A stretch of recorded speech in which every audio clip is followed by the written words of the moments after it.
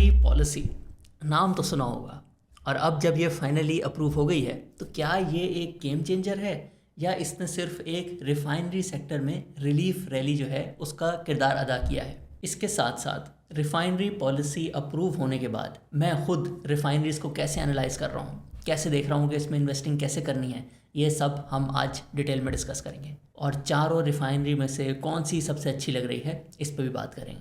तो आइए without any further adieu start करते हैं।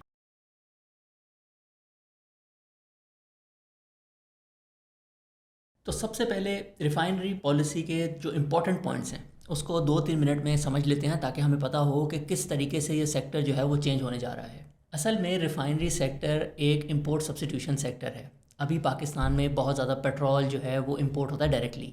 हम ये भी कर सकते हैं कि अगर हमारी रिफाइनरीज जो हैं वो टॉप क्वालिटी की हों, जो लेटेस्ट टेक्नोलॉजी है उसकी हों, तो फिर हमें सिर्फ क्रूड ऑयल मंगाना पड़े, तो जो पेट्रोल डीजल और क्रूड ऑयल की प्राइस के बीच में जो डिफरेंस है उस अमाउंट से हमारा जो इम्पोर्ट बिल है वो कम हो सकता है। और आपको पता होगा आजकल जैसे ये क्रूड ऑयल डीजल और पेट्रोल की बहुत ज़्यादा शॉर्टेज चल रही है, तो ये जो गैप होता है बिटवीन क्रूड ऑयल प्राइस और डीजल, ये तो एक टाइम पे $60 तक भी चला गया था। तो एक एस्टिमेट के हिसाब से ये जो पूरी रिफाइनरी पॉलिसी अप्रूव हुई है, जब ये न्यू रिफाइनरीज अपग्रेड हो जाएंगी तो पाकिस्तान की इकोनॉमी के लिए तकरीबन $1.5 बिलियन की इंपोर्ट सब्स्टिट्यूशन होगी on normalised difference between crude oil और पेट्रोल और डीजल। इसके साथ साथ ये भी होगा कि अभी जो हमारी रिफाइनरीज हैं कुछ यूरो 2 कंप्लाइंट फ्यूल बनाती हैं, कुछ यूरो 3, तो ये सब यूरो 5 कंप्लाइंट फ्यूल जो है वो बनाने लग जाएंगी। उससे पाकिस्तान में पोल्यूशन का जो प्रॉब्लम है वो भी सॉल्व होगा, और आपने देखा होगा लाहौर कराची में जितनी ज़्यादा स्मॉग हो जाती है वो भी बहुत हद तक उसमें भी हेल्प होगी। और इस सब को करने के लिए जो है $5 बिलियन की इन्वेस्टमेंट होगी फ्रॉम ऑल द रिफाइनरीज, और इस चीज़ के काफ़ी ज़्यादा चांसेस लग रहे हैं कि ये मोस्टली जो इन्वेस्टमेंट होगी ये बाहर से FDI होगी। तो एक तरह से आपके जो रिजर्व्स हैं उस पर भी बहुत कम प्रेशर आएगा। 3 से 5 साल लगेंगे रिफाइनरीज अपग्रेड होने में, और मैं 3 से 5 साल इसलिए कह रहा हूँ क्योंकि ये जो पॉलिसी अप्रूव हुई है उसके अंदर इंसेंटिव दिया गया है कि अगर आप 3 साल में अपनी रिफाइनरी को अपग्रेड कर लेंगे, तेज़ तेज़ अपग्रेडेशन कर लेंगे, तो आपका जो इंसेंटिव है वो इंक्रीज़ हो जाएगा। और अगले कुछ हफ्तों में ही साइनिंग एक्सपेक्टेड है। अनऑफिशियली सब रिफाइनरीज जो हैं वो यही कहती हैं कि हम लोग बहुत जल्द इस रिफाइनरी पॉलिसी पे अपग्रेड करने के लिए रजामंद हो जाएंगे, और ऑफिशियल साइनिंग भी बहुत जल्द एक्सपेक्टेड है। पिछली पॉलिसी के मुकाबले में जिसमें थोड़ा सा प्रॉब्लम आ गया था, फर्स्ट मेजर चेंज ये है जो बजट में आया था कि ये जो पूरी $5 बिलियन की एक तरह से इन्वेस्टमेंट होगी, इसकी जब मशीनरी बाहर से इंपोर्ट होगी तो उस पर सेल्स टैक्स जो है वो बजट में माफ़ कर दिया गया था। तो इस वजह से प्रोजेक्ट की जो इकोनॉमिक्स हैं वो इंप्रूव हो जाती है। फिर इसके साथ साथ कुछ क्लॉजेज जो हैं इस पॉलिसी में ऐड किए गए हैं जो कि टाइटनेस ऑफ द पॉलिसी को इंप्रूव करते हैं, both from the point of view of government and the refineries को भी ज़्यादा सर्टेनिटी दी गई है कि फ्यूचर में जाके आप अपग्रेडेशन करेंगे 2-3 साल बाद कुछ हम चेंज नहीं कर देंगे, और same for the refineries as well. और जो 4 मेजर पॉइंट हैं जिन पे आपको फोकस करना चाहिए, जिससे इसकी पूरी इकोनॉमिक्स आप डिराइव करेंगे कि कौन सी रिफाइनरी अच्छी है और कहाँ से इन रिफाइनरी के फ्यूचर के जो प्रॉफिट्स हैं आफ्टर अपग्रेडेशन वो इम्प्रूव हो सकते हैं, वो हैं फर्स्ट कि अभी जो फर्नेस ऑयल बनता है उसकी परसेंटेज कम हो जाएगी और डीजल और पेट्रोल की परसेंटेज जो है वो इंक्रीज़ हो जाएगी। जैसे आपको पता होगा फर्नेस ऑयल, अगर क्रूड ऑयल तकरीबन $80 का चल रहा होता है तो फर्नेस ऑयल की प्राइस जो है $55 to $60 होती है, और जो डीजल होता है वो कोई 100-110 के आसपास चल रहा होता है। तो ये जब शिफ्ट आएगा, फर्नेस ऑयल की प्रोडक्शन कम होगी, डीजल पेट्रोल की ज़्यादा होगी, तो प्रॉफिट्स इंक्रीज़ होंगे। फिर जैसे मैंने बताया यूरो 5 कंप्लाइंट फ्यूल्स जब प्रोड्यूस होंगे तो अभी जो रिफाइनरीज पेनल्टी देती हैं जो यूरो 5 कंप्लाइंट फ्यूल्स नहीं बना रही वो भी नहीं देनी पड़ेगी। और फिर आज के हिसाब से अपनी प्रोडक्शन को ऑप्टिमाइज़ करने के लिए रिफाइनरीज बहुत ज़्यादा केमिकल्स यूज़ करती हैं, लेकिन जब टेक्नोलॉजी ही अच्छी हो जाएगी जिसमें ज़्यादा पेट्रोल और डीजल प्रोड्यूस हो रहा होगा तो इन केमिकल्स की कंजम्पशन भी कम हो जाएगी, वहाँ से भी सेविंग होगी। और लास्टली एंड वेरी इंपॉर्टेंट, अभी एक एवरेज रिफाइनरी जो है पाकिस्तान में तकरीबन 50-60% यूटिलाइजेशन पे चल रही है। जब इनकी बैक एंड टेक्नोलॉजी अच्छी हो जाएगी और फर्नेस ऑयल की प्रोडक्शन कम हो जाएगी तो बहुत ज़्यादा चांसेस हैं कि ये 90, 95, इवन 100% पे ऑपरेट करेंगी। अब आ जाते हैं कि इस पूरी न्यूज़ के हिसाब से इसको इन्वेस्टिंग में कैसे ट्रांसलेट करना है। तो दोस्तों ये तो है मोमेंटम इन्वेस्टिंग, क्योंकि जो एक्चुअल रिफाइनरी है वो तो 4 से 5 साल बाद आनी है, और आप ये नहीं कर सकते कि 4 से 5 साल बाद की अर्निंग्स जो हैं वो कैलकुलेट करें और उसके हिसाब से उसकी बैकवर्ड वर्किंग करें, आज के फेयर वैल्यू निकालें। इस पूरे अरसे में जो है बहुत सारी चीज़ें चेंज भी हो सकती हैं। तो मैं आपको एक बेहतर तरीका बताऊंगा मोमेंटम इन्वेस्टिंग का कि कैसे आप इस चीज़ को जो है नंबर्स में कन्वर्ट कर सकते हैं। और इस मोमेंटम इन्वेस्टिंग करने के लिए स्टेप नंबर 1 है calculate the ROIC of the investment, यानी कि जो अपग्रेडेशन होने जा रही है उसका आप एस्टिमेट लगाएं कि इस अपग्रेडेशन से ओवरऑल प्रॉफिट्स कितने इंक्रीज़ होंगे और उस इन्वेस्टमेंट का ROIC क्या है। और फिर आप इसको ऐसे समझें कि आपका एक दोस्त है, वो आपको आके एक बहुत ज़्यादा अच्छा बिजनेस आइडिया बताता है जिससे बहुत अच्छे प्रॉफिट्स एक्सपेक्टेड हैं। तो जितनी अच्छी फ्यूचर प्रॉफिटेबिलिटी होती है तो फिर उस बिज़नेस में पार्टिसिपेट करने की आज की प्राइस जो है वो एक तरह से उसकी ऑप्शन वैल्यू होती है। फॉर एग्जांपल, अगर एक रिफाइनरी लेट से $500 मिलियन की इन्वेस्टमेंट करने जा रही है और उसका ROIC जो है वो 30% के आसपास आ रहा है, तो आप कहेंगे इतना अच्छा बिजनेस है, थोड़े सालों में ऑनलाइन भी आ जाएगा।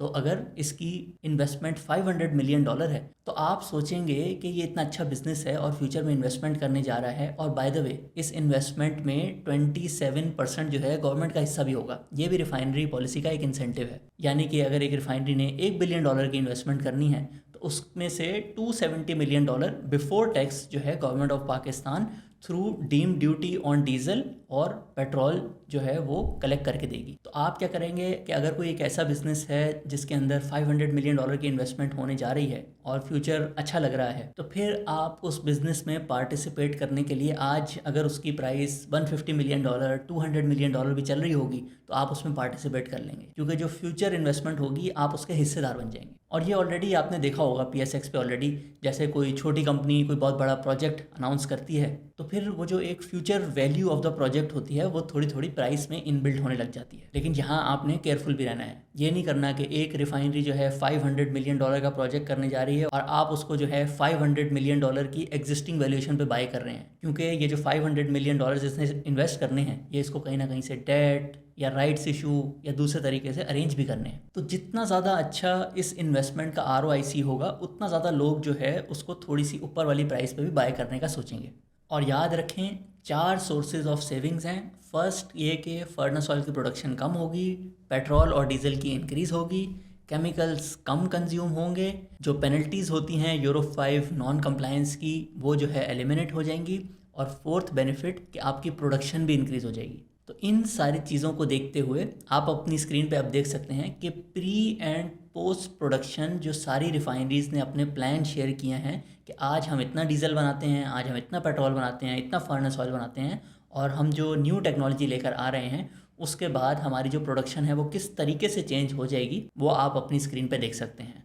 तो शॉर्टकट ये है कि जिसमें सबसे ज़्यादा डिफरेंस होगा आप उसको जो है देखेंगे इन रिलेशन टू कि इसमें इन्वेस्टमेंट कितनी रिक्वायर्ड है, क्योंकि जैसे आप देख सकते हैं कि पाकिस्तान रिफाइनरी में ऑलमोस्ट फर्नेस ऑयल जो है वो एलिमिनेट हो रहा है, लेकिन उसको फिर $2 बिलियन की इन्वेस्टमेंट भी करनी है। एंड में आपने जो इन्वेस्टमेंट है और उससे जो सेविंग हो रही हैं उसका ROIC कैलकुलेट करना है और फिर देखना है कि ये कंपनी मुझे आज किस वैल्यूएशन पे मिल रही है। अगर आप कंफ्यूज हो रहे हैं तो इजी करके आपको और एक्सप्लेन कर देते हैं। एक एग्जांपल यूज़ करते हैं नेशनल रिफाइनरी की, और ये सारे नंबर्स कैसे आप खुद भी कैलकुलेट कर सकते हैं आपको एक एग्जांपल के थ्रू शो कर देते हैं। और इस एग्जांपल से पहले मैं आपसे एक इम्पॉर्टेंट बात शेयर करना चाहता हूँ।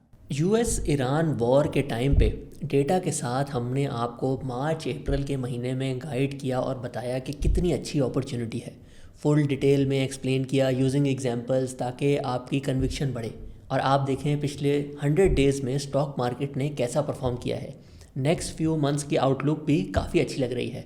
मेरी एनालिसिस कहती है कि 2025 की तरह 2026 के सेकेंड हाफ में भी बिल्कुल जिस तरह 2025 में इंडिया पाकिस्तान वॉर के बाद पाकिस्तान की जियोपॉलिटिकल पोजीशन जो इम्प्रूव हुई थी, फिर इंटरेस्ट रेट नीचे आए और मार्केट का साइडवेज फेज़ जो था अर्ली 2025 में वो भी कंप्लीट हुआ, फिर जुलाई 2025 ऑनवर्ड्स एक स्ट्रॉन्ग रैली बनी। मेरे हिसाब से ये रिपीट होने के स्ट्रॉन्ग चांसेस हैं, क्योंकि बजट 2026 में सुपर टैक्स कम हो गया है। और ये चीज़ मैं आपको पिछले 6 महीने से बता रहा था। बैठे बैठे सुपर टैक्स कम होने की वजह से कंपनीज़ के प्रॉफिट जो हैं वो इंक्रीज़ हो गए हैं। लास्ट 6 मंथ्स का साइडवेज फेज़ भी कंप्लीट हो गया है। मेरे हिसाब से आउटलुक काफ़ी अच्छी है और 2025 में PSX की परफॉर्मेंस और हमारी परफॉर्मेंस आप स्क्रीन पे देख सकते हैं, जिसकी ऑडिटेड रिपोर्ट हमारी वेबसाइट पे भी मौजूद है। इस अपॉर्चुनिटी को अगर आप अवेल करना चाहते हैं और मज़ीद डिटेल में अंडरस्टैंड भी करना चाहते हैं तो हमारी SECP रजिस्टर्ड सर्विसेज एक्सप्लोर कर सकते हैं। और अगर आप चाहते हैं कि हमारी टीम आपको रीच आउट करे तो हमारी वेबसाइट पे जाएं, फाइनेंशियल फ्रीडम पे क्लिक करें और अपनी डिटेल्स शेयर करें और हम आपको रीच आउट करेंगे। दोस्तों अब आप अपनी स्क्रीन पे देख सकते हैं वो 4 सोर्सेज ऑफ सेविंग्स, और इसको हमने नेशनल रिफाइनरी पे जो है अप्लाई किया। एक एक करके मैं आपको सारी एक्सप्लेन कर देता हूँ। First, conversion from furnace oil to petrol diesel. So national refinery के केस में ज़्यादातर जो चेंज आ रहा है वो डीजल में थोड़ा सा है और मोस्टली पेट्रोल में आ रहा है। तकरीबन 15% जो है वो फर्नेस ऑयल की नीचे जा रही है और 12-13% पेट्रोल के ऊपर जा रही है। तो इस वजह से जो डिफरेंस आएगा उसको आप ऐसे कैलकुलेट कर सकते हैं कि जो पेट्रोल है तकरीबन उस पर जो मार्जिन होता है अबव क्रूड ऑयल वो कोई $12 से $15 होता है, और जो फर्नेस ऑयल होता है वो तो -25 -30 पे बिकता है। तो जो प्राइस का डिफरेंस है दोनों के बीच में वो है $40 पर बैरल। तो आपने क्या किया, $40 पर बैरल को 15% से मल्टीप्लाई किया, फिर जो एग्जिस्टिंग प्रोडक्शन थी 30,000 बैरल्स पर डे उससे मल्टीप्लाई किया, और साल में जो 330 डेज होते हैं उससे मल्टीप्लाई किया। तो आपके पास तकरीबन $60 मिलियन का नंबर आ गया। यानी कि अपग्रेडेशन से जो फर्नेस ऑयल कम हो रहा है और जो पेट्रोल और थोड़ा सा डीजल ज़्यादा बन रहा है, उससे जो चेंज इन रेवेन्यू या चेंज इन प्रॉफिट है वो $60 मिलियन का हो गया। फिर आ गई यूरो 5 पेनल्टी। तो इसको आप चेक कर सकते हैं कि आप कंपनी की एनुअल रिपोर्ट या जो 9 महीने की रिपोर्ट आ गई है उसको खोल के देखें, और रेवेन्यू वाले सेक्शन में जाके आप देख सकते हैं कि इन 9 महीनों के अंदर इस कंपनी ने यूरो 5 की और रॉन 92 की जो पेनल्टी है वो कितनी पे की है, उसको आप पूरे ईयर पे एडजस्ट कर दें और ये सेविंग आपके पास आ जाएगी कि इस कैटेगरी से कितनी सेविंग होगी अपग्रेडेशन की वजह से। और फिर दोस्तों आ जाते हैं केमिकल्स पे। सेम चीज़ आपने करनी है। एनुअल रिपोर्ट या क्वार्टरली रिपोर्ट में आपने कॉस्ट ऑफ सेल्स में जाके देखना है कि केमिकल्स में कितना खर्चा हो रहा है, और जो रिफाइनरीज गाइड करती हैं कि अपग्रेडेशन के बाद इसकी कॉस्ट जो है यानी कि जो केमिकल्स का यूज़ है वो तकरीबन आधा रिक्वायर्ड होगा। फिर सबसे इंपॉर्टेंट चीज़, मोर प्रोडक्शन। नेशनल रिफाइनरी जो है ऑलमोस्ट 55,000 60,000 बैरल्स पर डे की रिफाइनरी है, लेकिन क्योंकि फर्नेस ऑयल ज़्यादा बनता है और उसकी वजह से लॉस होता है, इस वजह से इसको कम लेवल्स पे चलाया जाता है। तो जब ये प्रॉब्लम सॉल्व हो जाएगा तो फिर प्रोडक्शन भी जो है 50,000 बैरल्स पर डे तक इजीली जा सकती है। तो पहले आप 30,000 के हिसाब से कैलकुलेशन कर रहे थे, अब आप 50,000 के हिसाब से कैलकुलेशन करेंगे तो सारी जो सेविंग्स हैं वो 60% से इंक्रीज़ हो जाएंगी। लेकिन यहाँ पे कंजर्वेटिव रहते हुए मैंने 50% इंक्रीज़ जो है वो अज्यूम किया है, यानी कि हम 30,000 के बजाय 45,000 बैरल्स पर डे पे ऑपरेट करें। तो इन सारी सेविंग्स को अगर हम अक्यूमुलेट करें तो ये बन जाती हैं तकरीबन 115 to 125 मिलियन डॉलर। और जो इन्वेस्टमेंट रिक्वायर्ड है इन दिस अपग्रेडेशन वो वैसे तो $600 मिलियन है, लेकिन उसमें से 20 से 22% जो है गवर्नमेंट ऑफ पाकिस्तान ने भी पुट इन करना है इंसेंटिव के तौर पे। तो जो कंपनी की तरफ से इन्वेस्टमेंट होगी वो होगी तकरीबन 480 से $500 मिलियन, और डॉलर टर्म्स में एक अट्रैक्टिव 25% के आसपास का ROIC बन जाता है। तो ये एक ऐसी पॉलिसी है जो कंपनी के लिए भी अच्छी है, पाकिस्तान की इकॉनमी के लिए भी अच्छी है, हमारे क्लाइमेट के लिए भी अच्छी है। इसी वजह से इस जंग के टाइम पे जब ये रिफाइनरी मार्जिन्स बहुत ज़्यादा इंक्रीज़ हुए और एक शॉर्टेज बिल्ड हुई और पेट्रोल डीजल ख़रीदना जो है गवर्नमेंट ऑफ पाकिस्तान के लिए लोगों को प्रोवाइड करने के लिए बहुत ज़्यादा मुश्किल हो गया, तो रिफाइनरीज़ की जो अपग्रेडेशन पॉलिसी है वो फाइनली अप्रूव हो गई। अब मैं आपको एक बहुत ही इंटरेस्टिंग बात बताता हूँ, जो आपने सेकेंड ऑर्डर एनालिसिस जिसको कहेंगे। सब ये देख रहे हैं कि इस रिफाइनरी का इतना फर्नेस ऑयल है, बाद में इतना हो जाएगा, तो जो सबसे ज़्यादा रिडक्शन आ रहा है फर्नेस ऑयल में उसको सबसे ज़्यादा फ़ायदा होगा। लेकिन मैं आपको बताऊँ कि अगर 4 में से 2 रिफाइनरीज भी अपना फर्नेस ऑयल ख़त्म कर दें तो बाकी जो 2 रिफाइनरीज होंगी जो थोड़ा बहुत फर्नेस ऑयल प्रोड्यूस कर रही होंगी उनके लिए भी ये एक बेनिफिशियल डेवलपमेंट है। थोड़ा सा मुझे लग रहा है आप कंफ्यूज हो गए, मैं आपको और आसान लफ्ज़ों में एक्सप्लेन करता हूँ। लेट से आज जो है हम लोग 20,000 barrels per day furnace oil produce करते हैं सारी रिफाइनरीज में, और जो लोकल डिमांड है वो है कोई 7,000 8,000। तो यकीनन सबको जो है एक्सपोर्ट करना पड़ता है, और एक्सपोर्ट पे लॉसेस ज़्यादा होते हैं, ट्रांसपोर्ट का खर्चा भी होता है, प्राइस भी कम मिलती है। लेकिन अगर 4 में से 2 रिफाइनरीज ने अपना फर्नेस ऑयल जो है वो ख़त्म कर दिया या बहुत कम कर दिया, और सप्लाई जो है वो 20,000 से गिर के 11,000 पे आ गई, और डिमांड जो है 8-9,000 की है, तो सप्लाई रिडक्शन की वजह से जो रिफाइनरीज हैं जो थोड़ा बहुत फर्नेस ऑयल बना भी रही हैं उनके लिए भी बेचना आसान हो जाएगा, क्योंकि लोकल मार्केट में फर्नेस ऑयल को बेहतर प्राइस मिल जाती है। तो -30 -25 पर बैरल लॉस के बजाय शायद आपका सिर्फ $10 पर बैरल लॉस हो। और इस डेवलपमेंट के होने में एक रुकावट ये भी है, जो पाकिस्तान ने जब क्लाइमेट फैसिलिटी साइन की थी तो फर्नेस ऑयल पे एक लेवी लगा दी थी, और क्लाइमेट फैसिलिटी जो है 1-1.5 साल में जो है एक्सपायर होने वाली है। और अगर आप रिसेंट पेट्रोलियम मिनिस्टर के इंटरव्यू सुने तो आपको बताएंगे कि वो IMF को बहुत ज़्यादा एक्सप्लेन कर रहे हैं कि जो फर्नेस ऑयल है वो एक ट्रैवलिंग फ्यूल नहीं है, यानी कि वो गाड़ियों में और बाइक्स में इस्तेमाल नहीं होता, वो बल्कि इंडस्ट्री में इस्तेमाल होता है। ये एक इंडस्ट्रियल फ्यूल है। तो इस पे आप जो लेवी लगा रहे हैं वो पेट्रोल डीजल के बजाय जो इंडस्ट्रियल लेवी होती है वो लगाएं। तो अगर अगले कुछ सालों में ये लेवी जो है फर्नेस ऑयल पे कम हो जाती है और 4 में से 2 रिफाइनरीज जो हैं वो डीप कन्वर्जन या जिसमें फर्नेस ऑयल बहुत ही ज़्यादा कम हो जाता है उस पर नहीं भी जाती, तब भी जो है उनका फर्नेस ऑयल जो है उतने ज़्यादा लॉस पे नहीं बिकेगा। तो ये था वो इम्पोर्टेंट पॉइंट दोस्तों। क्योंकि मैं रिफाइनरी पॉलिसी को 3-4 साल से फॉलो करता हुआ आ रहा हूँ, तो मैंने कहा आपसे शेयर करता हूँ। आपने कमेंट्स में ज़रूर बताना है कि ये सेकंड ऑर्डर इन्वेस्टिंग थिंकिंग जो है आपको कैसी लगी। और अब हम अपनी डिस्कशन को जो है कंक्लूड करते हैं और रिवाइज करते हैं। हमने जो 3 स्टेप प्रोसेस जो मैं खुद भी फॉलो कर रहा हूँ रिफाइनरीज में इन्वेस्ट करने के लिए, सबसे इंपॉर्टेंट चीज़ मैं देखता हूँ कि पॉलिसी के अंदर उस कंपनी का ROIC कैसा बन रहा है। फिर मैं देखता हूँ जितना अच्छा ROIC है उसके हिसाब से वैल्यूएशन जो है उतनी प्रीमियम पे जा सकती है। और फिर तीसरा इंपॉर्टेंट फैक्टर इन डिसाइडिंग कि ये मोमेंटम इन्वेस्टिंग आपको कब तक कंटिन्यू करनी चाहिए, उसके लिए आपको जियो पॉलिटिक्स पे नज़र रखनी होगी। आपने बेसिकली ये देखना होगा कि आजकल जो रिफाइनरी के प्रॉफिट्स हैं अच्छे आ रहे हैं, तो जब तक ये जो रिफाइनरी के मार्जिन्स हैं जो कि इंटरनेशनली जो है डिटर्मिन होते हैं, पेट्रोल का क्रूड ऑयल से डिफरेंस और डीजल का क्रूड ऑयल से डिफरेंस, GRMs कहते हैं इनको, जब तक GRMs हाई रहेंगे तो अगले 1-2 सालों में अगर रिफाइनरीज ने बहुत अच्छे प्रॉफिट्स बना लिए तो उनको इस अपग्रेडेशन के लिए काफ़ी कम डेट लेनी पड़ेगी। तो ये भी एक बहुत इंपॉर्टेंट फैक्टर है कि अगर आप रिफाइनरीज में इन्वेस्टेड हैं तो आपको ये भी देखना चाहिए कि अगले कुछ क्वार्टर में जो है प्रॉफिट्स कैसे एक्सपेक्टेड हैं, और ये जो हाई GRMs का एक पूरा थीम बना हुआ है ग्लोबली, ये कितनी देर तक कंटिन्यू रहेगा। इन तीनों चीज़ों को कंबाइन करके मेरे हिसाब से आपको जो है रिफाइनरी पॉलिसी को पढ़ के और देख के कि कौन सी कंपनी अच्छी लग रही है इन्वेस्ट करना चाहिए। और यहाँ दोस्तों मैं क्लियर करता जाऊँ, this is not financial advice. Please consult your financial advisor before making any investment decisions. इस तरह की बहुत सारी पॉलिसीज़ जब आती हैं तो लोग बिना सोचे समझे किसी गलत एडवाइज़र की एडवाइस पे जो है इन्वेस्ट कर देते हैं, और फिर कोई भी रोड ब्लॉक आ गया या कोई ऐसी चीज़ हो गई कि आपने हाई प्राइस पे ख़रीद लिया और फिर उसको जो है आप सालों साल होल्ड करते रहते हैं और कभी कभी एक्सपीरियंस अच्छा नहीं रहता। तो इस वजह से मैंने कहा आपसे ये एक बहुत इंपॉर्टेंट पॉलिसी जो है गवर्नमेंट ऑफ पाकिस्तान लेकर आई है, तो आप अगर इसमें आंख बंद करके इन्वेस्ट करेंगे